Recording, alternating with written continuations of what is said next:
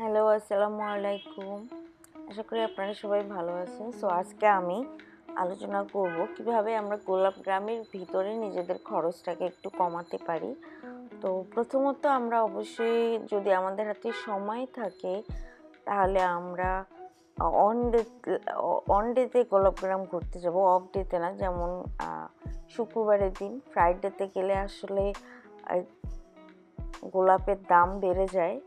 So on ডেতে সময় থাকলে অন ডেতে যাব। আর দ্বিতীয়ত হচ্ছে অফ সিজনে যাব, লাইক আমাদের হচ্ছে ফেব্রুয়ারি মাসে গোলাপের দাম দেখা যায় 10 টাকার গোলাপ 20 টাকা চাই বসে। সো আমার মনে হয় জানুয়ারি মাসেই গোলাপ গ্রাম ঘুরে আসাটা ভালো।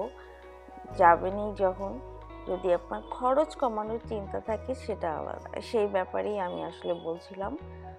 আর আরেকটা বিষয় হচ্ছে যে আমরা মেয়েরা যে গোলাপের মুকুটটা পরি, গোলাপের রিংয়ের মতো মাথায় দেই, সেটা হয় কি যে গেটেই আমরা কিনে ফেলি, যে আমরা এক্সাইটেড হয়ে যাই, গেটেই কিনি।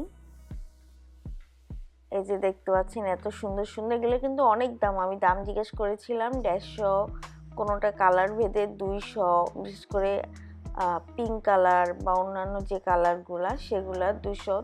সো এগুলা কিন্তু আপনারা চাইলে খেতেই নিতে পারেন।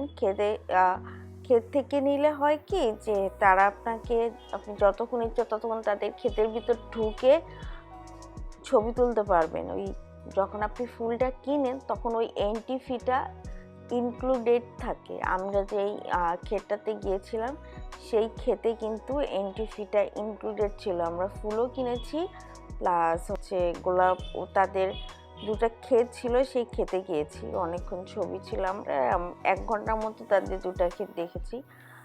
এইটা আরেকটা বিষয় যে আপনারা চাইলে পরিবার নিয়ে এখানে পিকনিকও করতে পারেন, নিজেরা খাবার নিয়ে আসলেন, সেটাও করতে পারেন। অবশেষে টাটা বাই বাই, ভালো থাকবেন, সুস্থ থাকবেন।